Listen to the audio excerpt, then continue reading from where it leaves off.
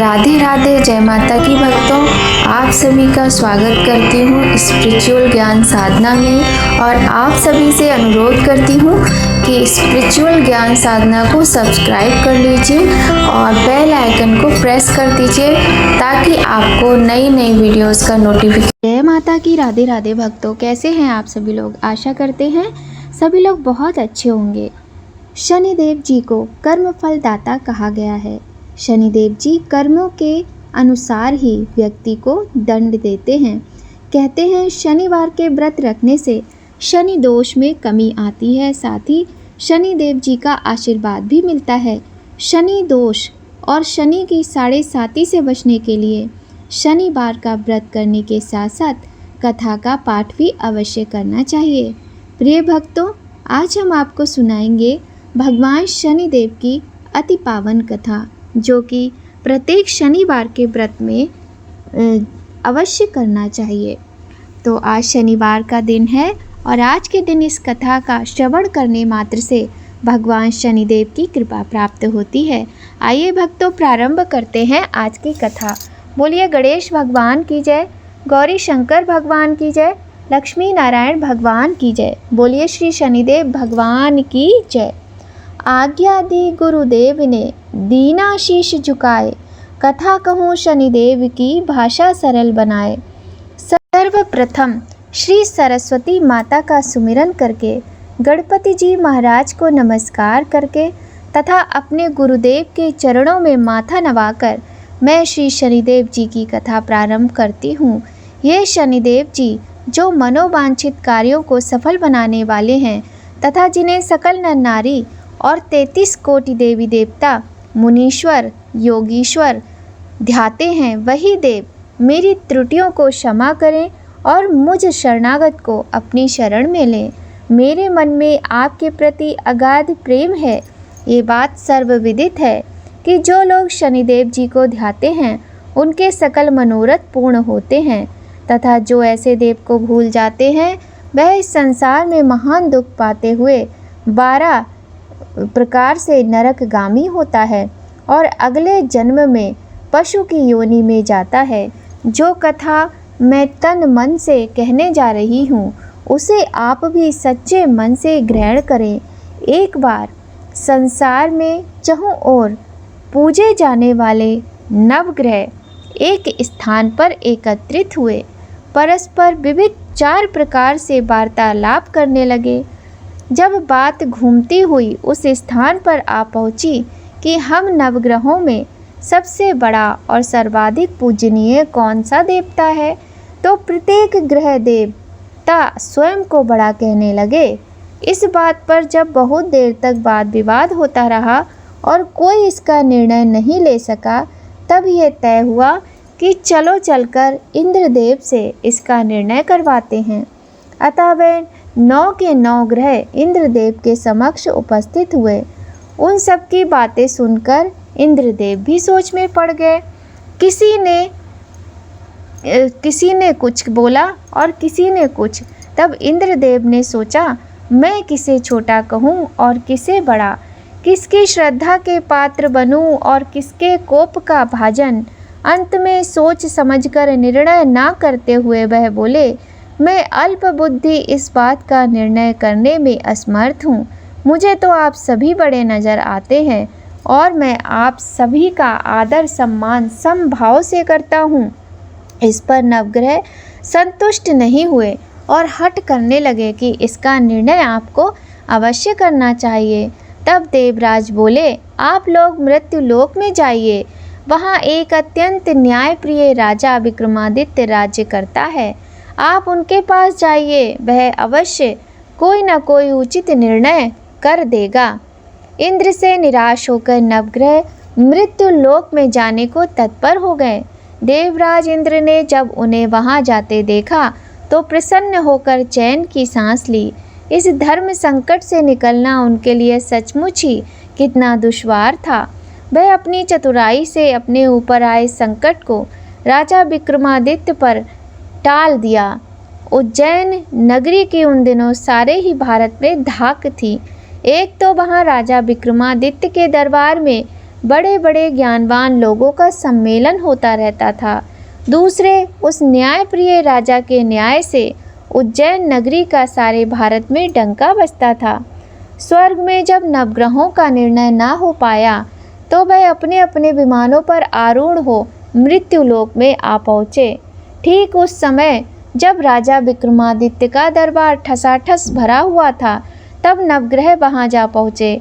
नवग्रहों को इकट्ठे देखकर विक्रमादित्य अपने सिंहासन से उठ खड़े हुए और सभी देवों को सम्मान पूर्वक आसन ग्रहण करने को कहा। किंतु राजा के इस सम्मान को किसी भी ग्रह देवता ने स्वीकार नहीं किया। तब विक्रमादित्य ने प्रश्नवाचक दृष्टि से उनकी ओर देखा तो बृहस्पति देव ने आगे बढ़कर दृढ़ स्वर में कहा, हे राजन, हम यहाँ पर तब तक आसन ग्रहण नहीं करेंगे जब तक कि आप हमारा यह निर्णय नहीं करेंगे कि हम लोगों में सबसे बड़ा कौन है।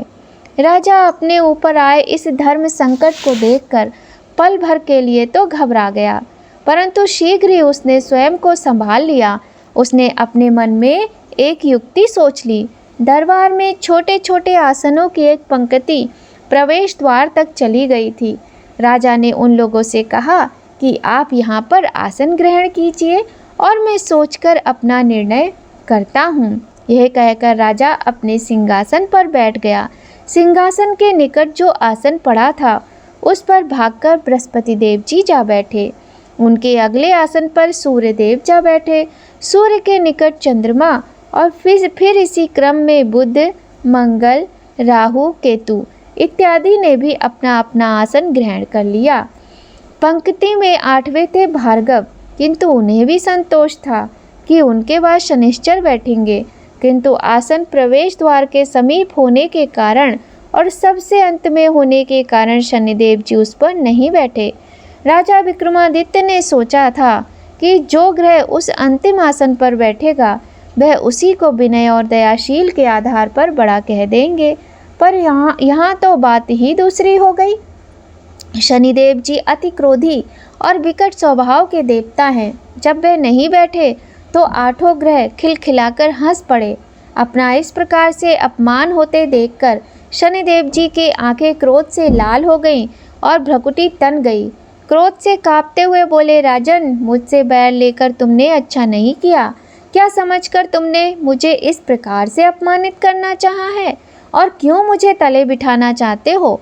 चांद ग्रह का प्रभाव 2.25 दिन रहता है और सूर्य, शुक्र और बुध का प्रभाव केवल आधा मास, सोम और मंगल 2 मास और गुरु 13 मास, राहु और केतु 18 मास रहते हैं, जबकि मैं 7.5 वर्ष तक रहता हूँ। इसलिए हे राजन, अब तू सावधान हो जा। तूने जो अपमान किया है इसका दंड तुझे अवश्य मिलेगा। राजा के कुछ दिन तो आराम से बीते, लेकिन शीघ्र ही शनिदेव जी की कोप दृष्टि फिरी और राजा पर 7.5 आ गई।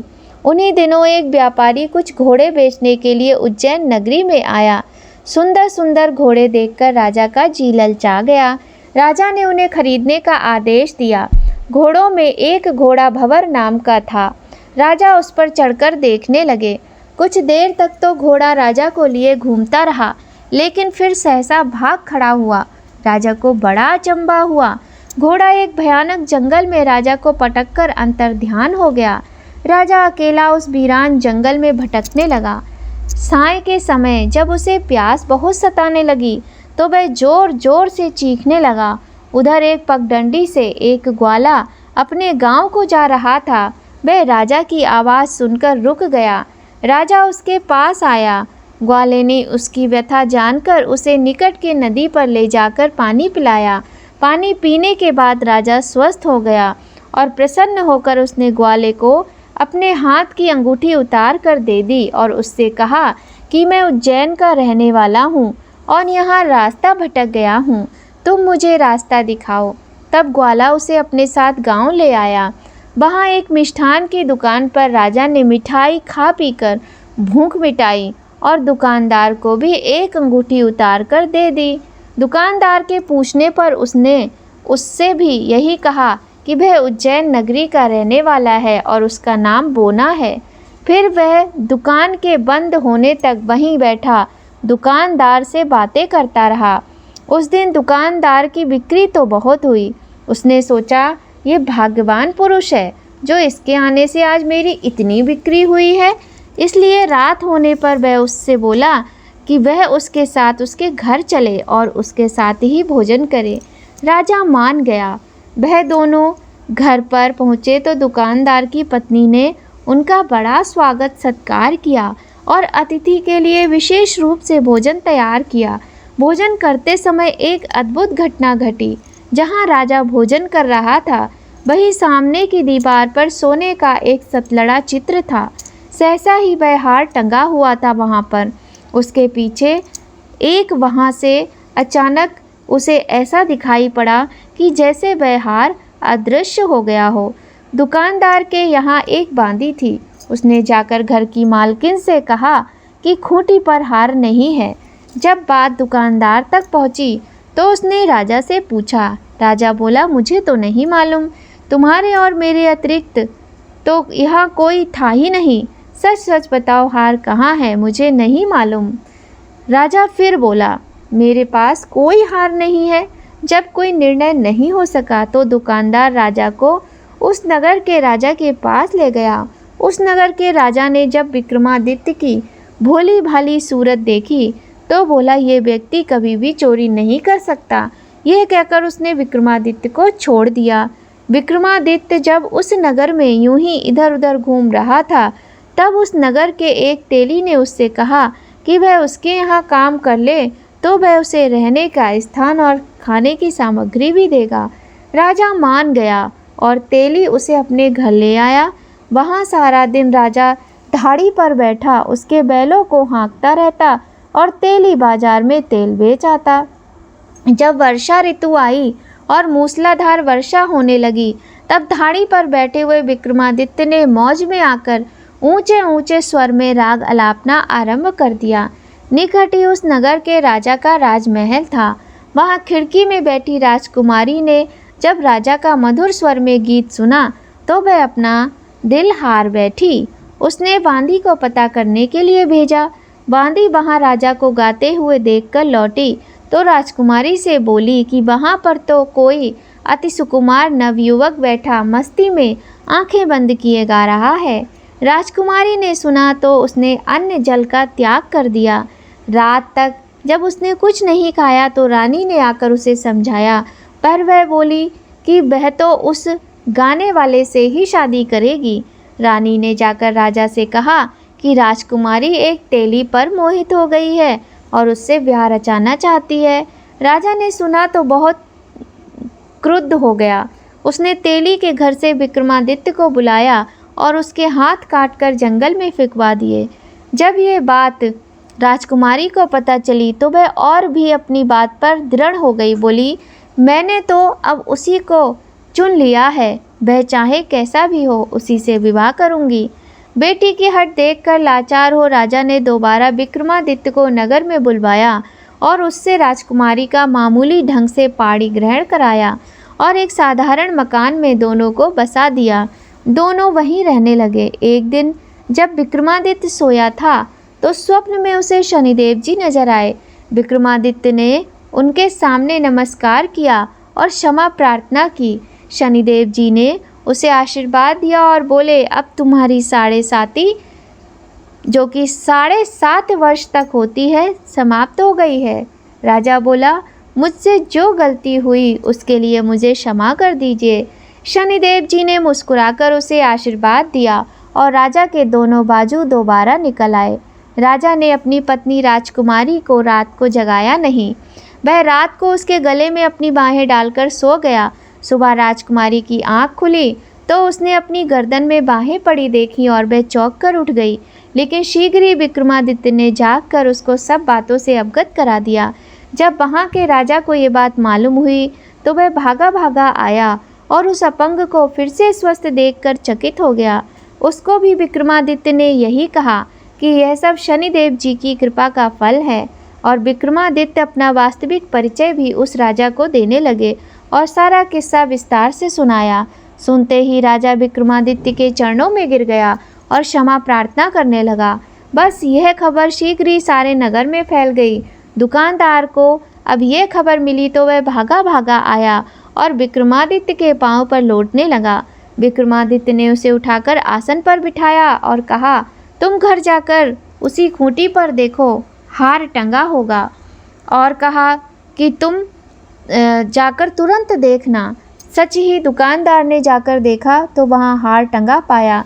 राजा ने नौकरानियों के साथ लश्कर समेत विक्रमादित्य को विदा किया। राजा विक्रमादित्य जब राजकुमारी को लेकर अपनी नगरी उज्जैन में लश्कर समेत पहुंचा तो सारी नगरी में उत्साह छा गया। अपने राजमहल में प्रवेश करने से पूर्व विक्रमादित्य ने नवग्रहों की पूजा की और शनिदेव जी को सर्वोच्च स्थान दिया। साथ ही उसने नगर भर में ढिंडोरा पिटवा दिया कि शनिदेव जी मनोवांछित फलों को देने वाले हैं, नवग्रहों में सर्वोच्च स्थान रखते हैं। इस प्रकार शनिदेव जी को मनाकर विक्रमादित्य ने अपने राज्य, यश और कीर्ति को प्राप्त किया। बोलो श्री शनिदेव भगवान की जय। बोलो श्री नवग्रहों की जय। जैसी सुनी तैसी कही, इसमें झूठ न साच। विक्रम भूप इतिहास को, सज्जनों देखो बाँच। सुने सुनावे शनि कथा, गावे जो चित लाए। सत्य वचन है संत का, बाको संकट जाए। बोलिए श्री शनिदेव भगवान की जय। प्रिय भक्तों, आइए कथा सुनने के बाद अब हम करते हैं भगवान श्री शनिदेव जी की आरती। जय जय श्री शनिदेव भक्त निहितकारी, सूरज के पुत्र प्रभु छाया महतारी। श्याम अंग वक्र दृष्टि चतुर्भुजाधारी, नीलांबर धर नाथ गज की सवारी।